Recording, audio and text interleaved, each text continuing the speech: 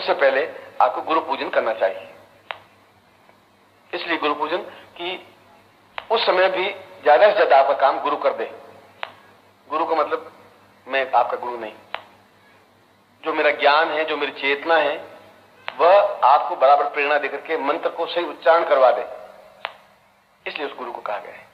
इसलिए आपके घर में उस पूजन के समय गुरु चित्र होना चाहिए और गुरु पूजन पुस्तक है वह होनी चाहिए कि कैसे पूजन करें गुरु का। तो अगर नहीं आता है तो ओम प्रमता नारायण गुरुभ्यो नमः कुमकुम समर्पयामि जलम समर्पयामि, बस जल से स्नान करवा दीजिए। कागज को स्नान करवाने कागज भीग जाएगा, तो लेमिनेशन का चित्र होगा, स्नान करवा सकते हैं, कुमकुम लगा सकते हैं, अक्षत लगा सकते हैं, पुष्प लगा सकते हैं, अगरबत्ती लगा सकते हैं, दीपक लगा सकते हैं, हाथ जोड़ सकते हैं, गुरु ब्रह्मा गुरु विष्णु गुरु विष्णु।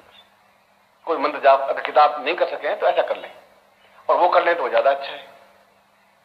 उसमें बहुत सीधी सरल विधि है, ये भी सरल विधि है कि मैं गुरु जी आपको मैं अक्षय चढ़ा रहा हूं, गुरुदेव मैं आपको पुष्प चढ़ा रहा हूं, ऐसे बोल सकते हैं। मैं फिर भी पूर्ण भोजन कहलाता है, उसमें विधि दी हुई है, सरल विधि दी हुई है, वैसे आप कर सकते हैं। काउंटर पर वो पुस्तक होगी और सस्ती पुस्तक है, इसलिए कि वो आपके लिए आगे भी काम आ सके। एक बात तो इसके बाद में मैं इसको प्रयोग को संपन्न करवाऊंगा। मैं आपको पहले समझा चुका हूं कि ये प्रयोग आपके लिए क्यों जरूरी है, और ये वास्तव में आपके लिए खुशी की बात है कि इस 95 के अंत में आप इतना महत्वपूर्ण प्रयोग संपन्न कर रहे हैं। दूसरी बात, नया साल आज से 2-3 दिन बाद लगेगा अंग्रेजी के हिसाब से। हमारा साल तो चैत्र नवरात्रि से प्रारंभ होता है, चैत्र शुक्ला प्रतिपदा से, और अंग्रेजी पद्धति से 1 जनवरी से प्रारंभ होता है। 31 तारीख की रात को 12 बजे से प्रारंभ होता है, और 1 तारीख को राजयोग दीक्षा पत्रिका में आप मेंबर हैं तो आपको पढ़ा होगा राजयोग दीक्षा के बारे में। उसके बारे में आपको जो एक क्लियर दी माइंड, मैं उस माइंड को थोड़ा क्लियर करना चाहता हूं कि क्या चीज है। संसार की श्रेष्ठतम दीक्षा राजयोग दीक्षा कही जाती है, और मैं अपने पूरे जीवन काल में गृहस्थ व्यक्तियों को पहली बार ये दीक्षा दे रहा हूं। 70 साल की उम्र, 60 साल की उम्र में पहली बार दे रहा हूं। सन्यासियों को दिया है, कई बार दिया है, गृहस्थ जीवन को नहीं दिया है क्योंकि दिया नहीं जाता, इतनी सरल विधि नहीं होती, और उसके बाद में 10 साल तक दूंगा भी नहीं। ये दूसरी बात आपको और बता देता हूं, यदि कोई 5 लाख रुपए का ढेर बना दे तब भी लोग ने 108 दीक्षा ली है, उनको भी राजयोग दीक्षा में दी नहीं है। लोगों ने 5-5 लाख रुपए खर्च किए तब मैंने दी नहीं है, मैं देता नहीं हूं, कि उसमें तपस्या का बहुत बड़ा अंश उस शिष्य के शरीर में प्रवाहित किया जाता है। मगर समस्या मेरे सामने यह है कि दिल्ली में हॉल की कैपेसिटी होती है, इस हॉल में 700 लोग आ सकते हैं, इस हॉल में 800 लोग आ सकते हैं। टेंट में लगा नहीं सकता था क्योंकि सर्दियों में आपको तकलीफ होती। हॉल में लिया तो हॉल की कैपेसिटी 750 की है, 700 की है सिर्फ। लोगों के जो जोधपुर में जो पत्र आए हैं, यहाँ जो पत्र आए हैं, वो तो मतलब ग्राफ ऊंचा उठता ही जा रहा है, क्योंकि राजयोग दीक्षा का केवल नाम ही नाम आपने सुना है, और रामकृष्ण परमहंस ने केवल चर्चा की थी, उनको नॉलेज थी नहीं। और विवेकानंद ने इसके ऊपर किताब लिखी थी, पर राजयोग के बारे में पूरा ज्ञान विवेकानंद को भी नहीं था। मैं इनको आलोचना नहीं कर रहा हूं, मतलब मैं 8 फुट का नहीं हूं तो मैं नहीं हूं, आप 11 फुट के नहीं है तो नहीं है, मैं आपकी आलोचना नहीं कर रहा हूं, पर मैं बता रहा हूं आप 11 फुट के नहीं है। और विवेकानंद ने खुद ने स्वीकार किया, विवेकानंद ने, कि मुझे वह व्यक्ति नहीं मिला जो पूर्ण रूप से राजयोग समझा सकता है, नहीं मिल पाया। आपके पिताजी को भी नहीं मिल पाया, आपके दादाजी को भी नहीं मिल पाया, आने वाली पीढ़ी को भी नहीं मिल पाएगा। यह तो एक योग है, संयोग है। कोई सुबुद्धि आई मुझे या दुर्बुद्धि आई, दोनों में से कुछ हुआ। दुर्बुद्धि तो इसलिए कि अब मैं उन लोगों को बिठाऊंगा कहां, किसको मना करूं, किसको हाँ बोलूं। आज लोग मिलने आए तो मैंने कहा भाई तुम नाम नोट करवा दो, कोई को तरीका निकालूंगा। तो जब वो गिड़गिड़ाने लगे, कहने लगे, तो मैं तो यही कह सकता था भाई आप तुम 100 रुपए जमा करा दो, 20 रुपए जमा करा दो, बाद में वहां 1 तारीख को जमा करवा देना, पर सीट रिजर्व करवा लो, मैंने ये बताया था। उसने कहा कि मैंने तो लिए नहीं पैसे लोगों से। मैंने गलती की, जब मैं एक बार मुंह से बोल चुका शिष्यों को तो मैं अपने वचन वापस नहीं देता हूं। जब मैं कह दूंगा तो मैं बिठाऊंगा तो फिर बिठाऊंगा, इसलिए मैंने वापस अनाउंस करवाया था। तो आप में से जो राजयोग में भाग लेना चाहें, अब जगह तो है नहीं उसमें, क्योंकि मैंने अभी जो तो टेलीफोन किया था तो वहां पर लोगों ने पहले ही प्रपत्र भर भर के भेज दिया था, तो वहां प्रपत्र 710 711 प्रपत्र वहां आ गए, 750 कैपेसिटी। यहां पर भी प्रपत्र बहुत आ चुके हैं,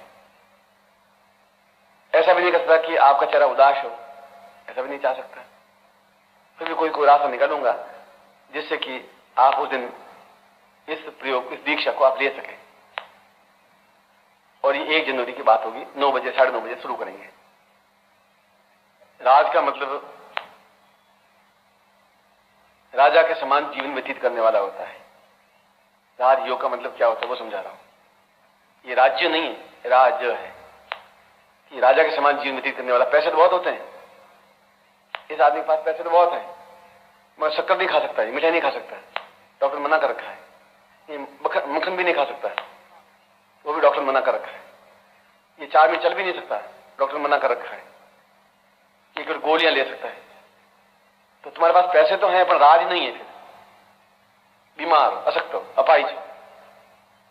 इसलिए वो सारी रोगों को मिटा करके पूर्ण रूप से स्वस्थ बना सके, उसको राज कहते हैं। राजा की तरह जीवन व्यतीत कर सके, उसको राज कहते हैं। जीवन में किसी प्रकार का अभाव नहीं रहे, किसी प्रकार का धन, यश, मान, पद, प्रतिष्ठा, ऐश्वर्य, वो होगा तभी तो आप राजा के समान रह सकेंगे। पीपल में आता नहीं, मैं राजयोग दीक्षा दूं तुम्हें, मैं दीक्षा देना ही धिक्कार है, तुम्हारा दीक्षा लेना ही धिक्कार है, तुम्हें काय की दीक्षा दे रहा हूं। मेरी ड्यूटी है कि मैं तुम्हें उस समान बनाऊं कि मेरी जिम्मेवारी मेरी होती है। आपने तो अपना हाथ मेरे हाथ में पकड़ा दिया, ड्यूटी तो मेरी रहेगी। पत्नी तो 14 साल की थी तब हाथ में पकड़ा दिया कि ये मेरा हाथ। अब जिंदगी भर मेरी ड्यूटी है कि मैं उसका पालन पोषण दूं, कपड़े दूं, शिक्षा दूं, उनको रोटी रोजी दूं, समाज में सम्मान दूं। अब तो जिम्मेवारी मेरी होगी। आप भी अपना हाथ मेरे हाथ में पकड़ा दोगे, जिम्मेवारी आपकी तो मिट गई। आपके जीवन में जो न्यूनता है उनको पूरी तो मुझे करनी पड़ेगी, अगर मैं गुरु हूं तो। यदि आपसे जाता हूं शिष्य है तो। राज का मतलब ये होता है। राज का मतलब होता है पूर्ण आयु और पूर्ण कुटुंब सुख। राज का मतलब होता है एक कंकर उछल करके आकाश में छेद कर दे, इतनी ऊंचाई पर उठ जाए कि जहां उसके 3 पीढ़ियों तक लोगों ने उस ऊंचाई को छुआ नहीं होगा, उसको राज कहते हैं। ये सारा चेतना, ज्ञान, तपस्या का बहुत बड़ा अंश शिष्यों को देने पर संभव होता है। इसलिए प्रत्येक भगवान कपड़े पहनने वाला इस प्रकार की दीक्षा प्रयोग नहीं करवा सकता, दीक्षा नहीं दे सकता। और आप मुझे बता दो कितने लोगों ने दी, आप मुझे बता दीजिए। आप दिल्ली में रहते हैं, बातों में रहते हैं, दे नहीं सकता। इसलिए 1 तारीख को राजयोग दीक्षा है और उसमें दिन भर लगेगा, 9 बजे से शाम के 4, 4:30 बजेंगे। और अच्छी तरह से व्यवस्था की है। जिन लोगों ने व्यवस्था की है, मुझे तो मालूम नहीं था, राजयोग दीक्षा छाप भी दिया, बाद में मुझे सूचना दी। उसमें मेनू में 40 आइटम लिख दिए, 50 आइटम लिख दिए।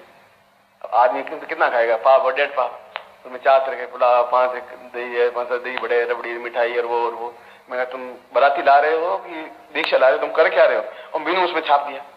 पत्रिका मेरे हाथ में आई तो मालूम पड़ा। मैंने कहा तुम ये क्या कर रहे हो, कोई हलवाई की दुकान खोल रहे हो?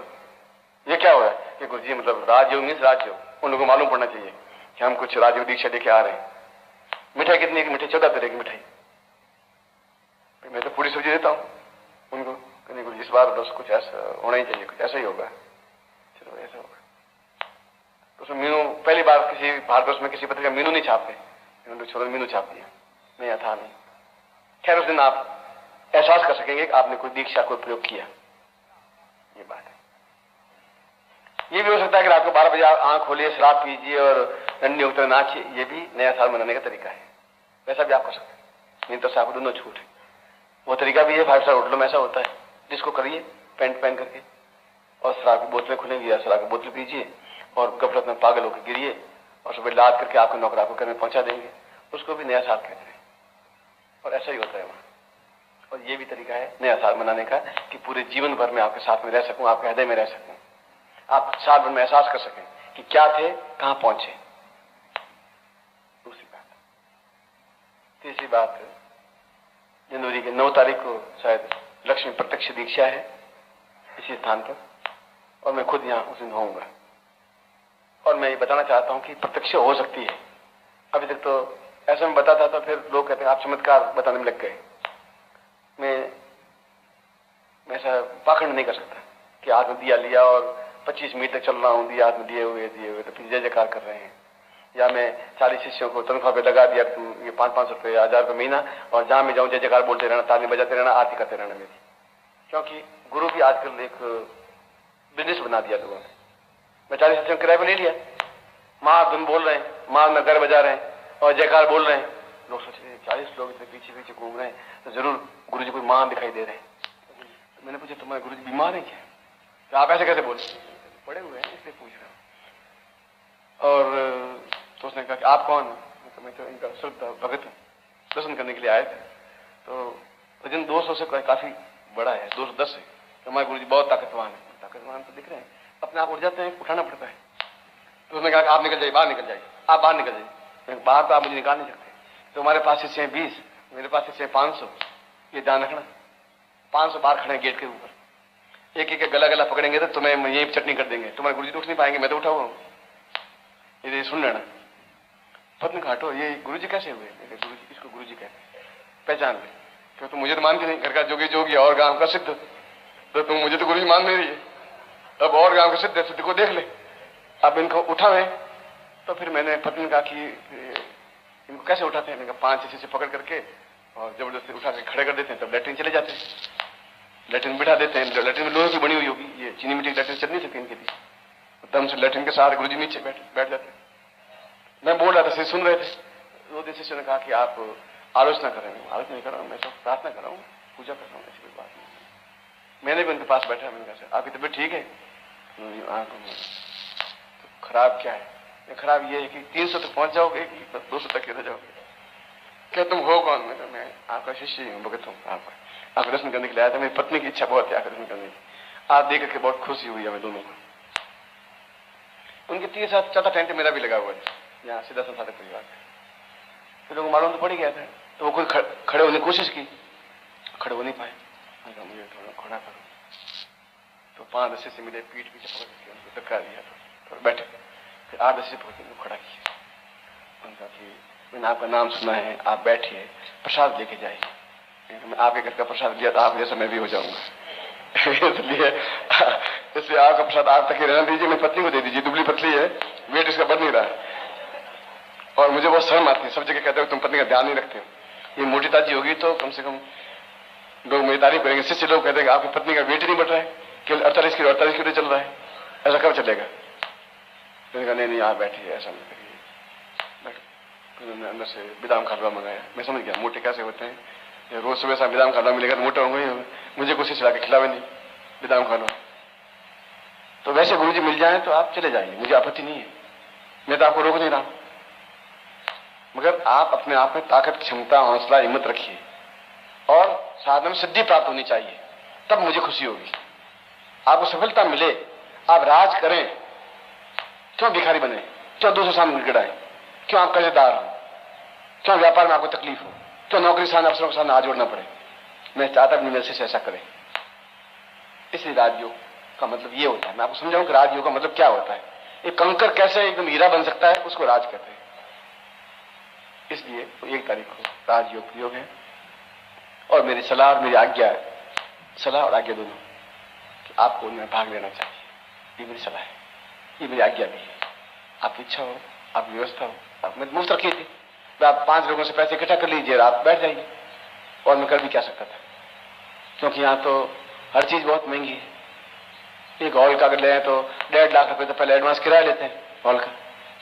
1 तारीख को तो और भी हालत खराब है।